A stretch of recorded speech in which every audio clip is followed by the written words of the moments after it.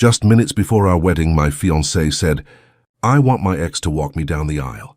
If you say no, he'll cancel everything." So I made an announcement that turned what was supposed to be our wedding into a celebration of freedom. A few days later, she showed up at my door, holding a pregnancy test.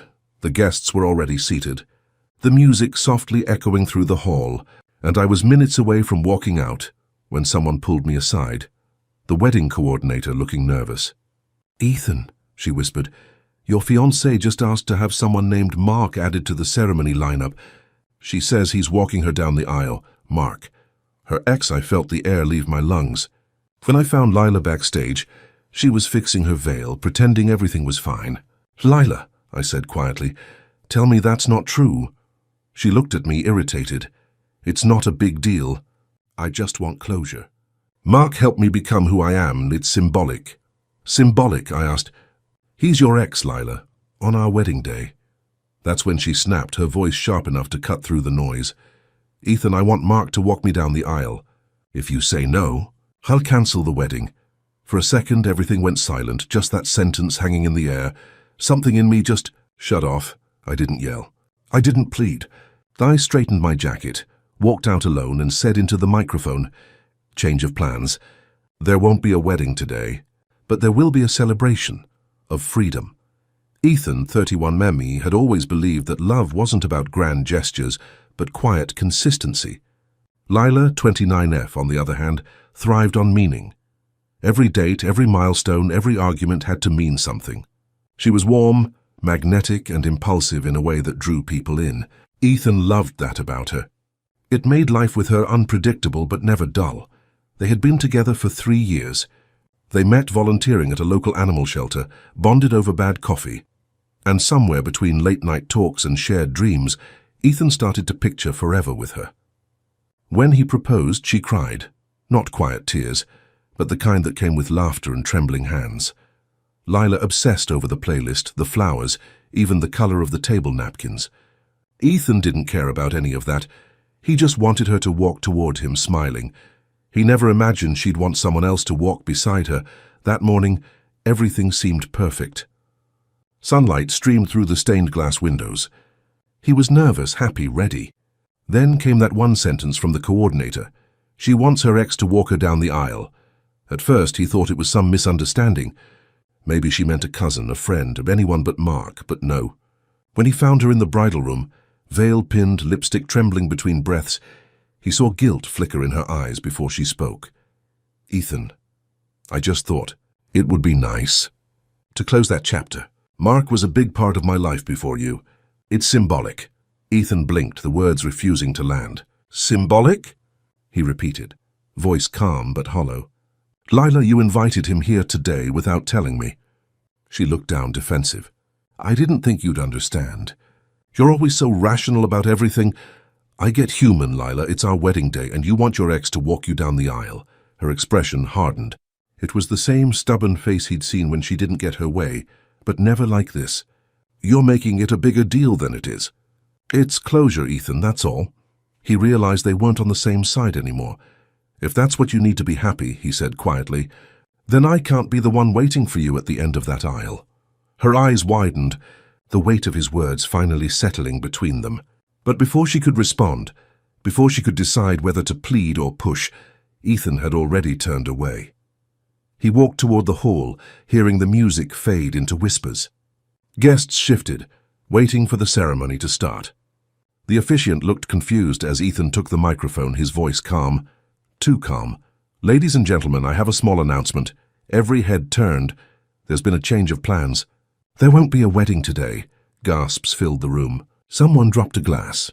From the corner of his eye, Ethan saw Lila's mother cover her mouth.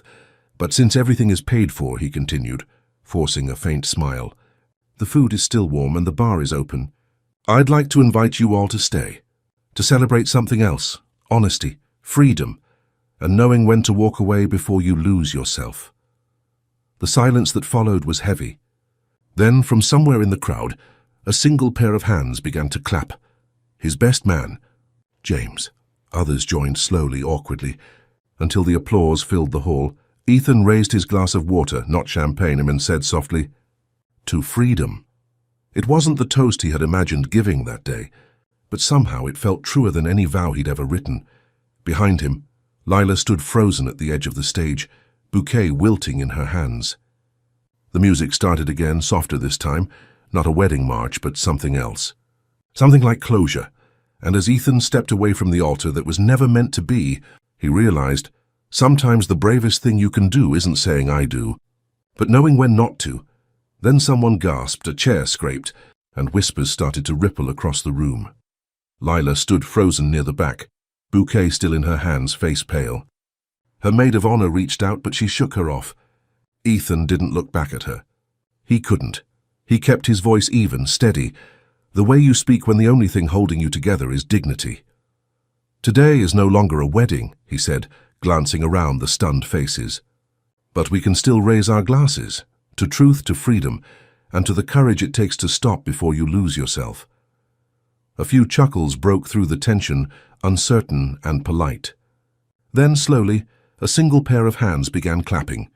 His best man, James. A few of Ethan's friends joined in, then his parents, until the applause filled the room in hesitant solidarity. Leela's side of the family didn't move. Her mother's face was white with shock. Her father stood stiff and silent, before quietly leading her out of the hall. Ethan raised his water glass. "To freedom," he said simply. That was the moment the reception began. The band kept playing, not the planned romantic playlist, but something improvised. Waiters moved through the crowd, unsure if they should still serve champagne. Ethan moved among the guests like someone attending his own farewell. People approached him one by one, awkward smiles, pats on the shoulder, sympathetic words that blurred together. "You did the right thing. She didn't deserve you." Man, that was brave as hell. He nodded, thanked them, kept moving. Every word felt both comforting and meaningless. The truth was he didn't feel brave. He didn't feel angry either, just empty. He found a quiet corner near the bar and sat down, watching the surreal scene unfold. Guests still eating, music still playing, laughter rising from small groups that didn't know what else to do with their discomfort. Someone even tried to start a toast to new beginnings. James came over, 2 glasses in hand. "Are you okay?" he asked softly. Ethan shrugged. "Define okay." James exhaled through his nose, half a laugh, half sympathy. "You want me to kick her out?" Ethan shook his head. "She's already gone." They sat in silence for a while, watching people slowly relax into the absurdity of the situation. Somewhere between shock and pity, the reception began to resemble a real party. It wasn't a celebration of marriage anymore. It was a collective exhale. By the end of the night, half the guests had left. The other half stayed until the band packed up.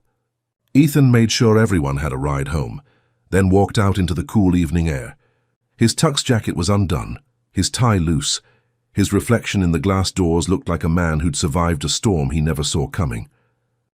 He drove home alone. Just the quiet hum of the engine and the faint smell of her perfume still lingering in the car. When he reached the apartment, he stood at the door for a long time before stepping in. It looked like a museum of something that never happened. He sat down on the couch, loosened his shoes and stared at the blank television. The weight of it all finally hit. The months of planning, the excitement, the love that now felt like a ghost hovering over him. His phone buzzed on the coffee table. He didn't need to check who it was. He just turned it over and let it ring until it stopped. Ethan got up early, made coffee and looked at the stack of travel documents on the counter, the non-refundable honeymoon trip they'd booked months ago. Tickets, hotel vouchers, everything still neatly arranged in a folder labeled "Forever Starts Here." He laughed under his breath at the irony. Forever had lasted until yesterday afternoon. He took a long sip of coffee, staring out the window at the quiet street below.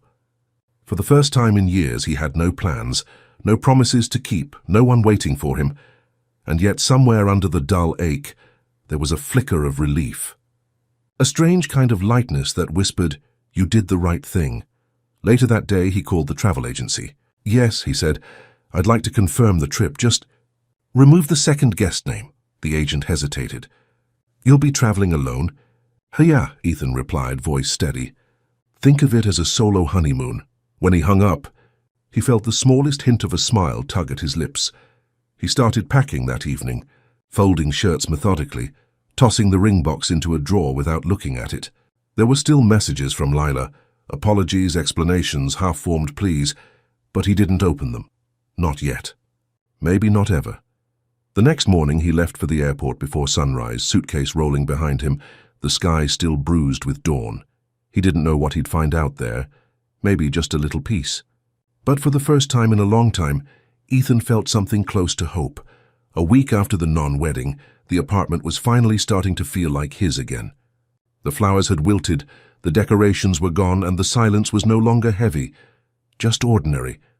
Ethan was learning to live with ordinary. That afternoon, a soft knock echoed through the door. At first he thought it was a delivery. But when he opened it, his heart stalled. Lila stood there. She looked pale, exhausted, and in her shaking hand was a small plastic stick, a pregnancy test. "Ethan," she whispered, voice trembling. "I'm pregnant. I think it's yours." For a long second, Ethan didn't speak. Then he asked quietly, "You think? Or you want me to think that?" She flinched, eyes darting away. "It must have happened weeks before the wedding," she said, tears spilling fast. "I wasn't sure how to tell you." Ethan exhaled slowly, the kind of breath that lets the truth settle in. Her face, her timing, the way she couldn't meet his gaze, it told him everything he needed to know. "Lila," he said softly, "I'm not angry, but I'm not stupid either. You don't have to lie to me anymore." Her lip trembled. I don't know what to do." "Mark won't answer my calls. He blocked my number, Ethan. I have no one else." She reached out, grabbing his wrist, desperate. "Please, just let me stay for a while." "I'll figure it out. I promise." Ethan looked down at her hand, the same hand he'd once thought he'd hold forever. He gently pulled away. "I'm not kicking you out," he said quietly. "You left on your own the moment you chose someone else. This isn't your home anymore." "Ethan, please," but the door had already begun to close. "Take care of yourself, Lila," he said through the crack. "And be honest. At least with yourself." The click of the latch was soft but final. Inside, Ethan leaned against the door, eyes closed. The ache was still there, quieter now. He just stood there, listening to her footsteps fade down the hall. Later that night, as rain tapped against the window, he poured himself a glass of water and stared at the quiet city below. 3 days later, he got a message from a mutual friend, one of Lila's bridesmaids. She didn't mean to gossip, but her voice was thick with disbelief. "Mark's gone," she said. "He left town. Blocked her on everything. She's alone, Ethan." Ethan didn't ask for details. He didn't need them. The picture was already clear. Markham, the man who was supposed to be her symbolic closure, had turned out to be nothing more than an escape hatch. And when that escape collapsed, Lila had come running back to the only person who ever truly loved her. But Ethan wasn't her safety net anymore. He wasn't the man waiting to save her from her choices. He thought about the look on her face when she said, "If you say no, I'll cancel everything." The ultimatum that had ended their story before it even began. Now she was the one facing a cancelled future, and there was nothing he could do about it. A strange mix of emotions swirled inside him. Pity, maybe, but not bitterness. There was no satisfaction in seeing her broken. Just a quiet reminder of how fragile love can be when it's built on selfishness. He found himself whispering, almost to no one, "I hope she finds peace, even if it's not with me." He knew people would call him heartless for turning her away, but deep down he understood. Love can't survive without respect. And whatever they'd had was gone long before that knock on his door. That night he couldn't sleep. He kept thinking about the child, innocent, unasked for, caught in the fallout of grown-up mistakes. He didn't want to think of Lila anymore, but he couldn't stop thinking about that baby. It wasn't his, but it didn't deserve to start life in a world built on lies. He stared at the honeymoon folder sitting on his desk, the one labeled "Forever Starts Here." A bitter smile crossed his face. It had already ended, but maybe something better could begin. And for the first time since the wedding that wasn't, Ethan felt a quiet conviction stir inside him.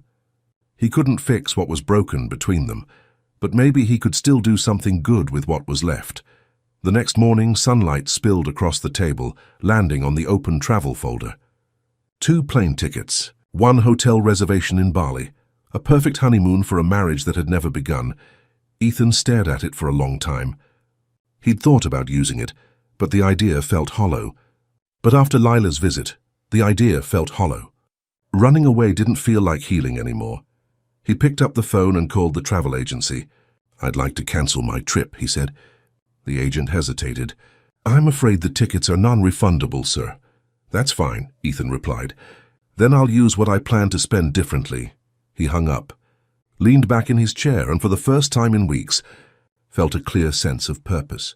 That afternoon, he drove to the outskirts of the city, to a small orphanage he had volunteered at years ago, back when he and Lila were still dating. The building looked older, the paint faded, but the laughter inside was the same. When he stepped through the gate, a dozen kids ran past him, chasing a ball. A little boy stopped, looked up, and smiled. "Are you here to play with us?" Ethan smiled back. "Yeah, something like that." He met Sister Agnes, the woman who ran the place. When he told her why he'd come, she blinked in surprise. "You want to donate your honeymoon fund?" she asked. Ethan nodded. "It was meant for love and new beginnings. I think this is closer to that than a beach resort. You know, most people don't come back here once their lives get busy." Ethan gave a small, tired smile. "Guess life decided to slow me down." By the end of the week, he'd been painting walls, fixing toys, helping the kids with homework, and laughing more than he had in months. But the thoughts faded each time a child tugged his sleeve and said, "Come play, mister." There was one moment that stayed with him. A little girl, maybe 6 years old, handed him a crumpled drawing. It was of a man and a child holding hands under a bright yellow sun. "That's you," she said proudly. "And me," Ethan laughed softly. "You drew us happy." "Because we are," she said simply. He stared at the paper for a long time after she ran off. In that childish drawing, he saw something he hadn't felt in months, a kind of quiet happiness that didn't depend on anyone else. By the end of the week, the orphanage playground had new paint, new swings, and a sign at the gate that read, "Love grows here." When it was time to leave, the kids crowded around him, hugging his legs and waving handmade cards. "Will you come back?" one boy asked. Ethan crouched down, smiling. "I will. I promise." He meant it. Driving home that evening, the city lights blurred past the window. He didn't feel empty anymore, just calm. For the first time since the cancelled wedding, he felt like he had done something that mattered. He didn't text Lila, didn't check her social media, but a week later word reached him through a friend. She'd given birth early. The father, Mark, had disappeared completely. Her family had taken her back in out of pity. Ethan said nothing. He just wished her well in silence.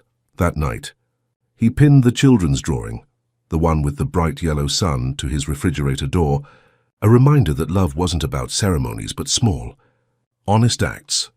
He poured himself a cup of tea, sat by the window, and smiled faintly at the thought. Maybe real freedom wasn't about being alone. It was about learning to be kind again.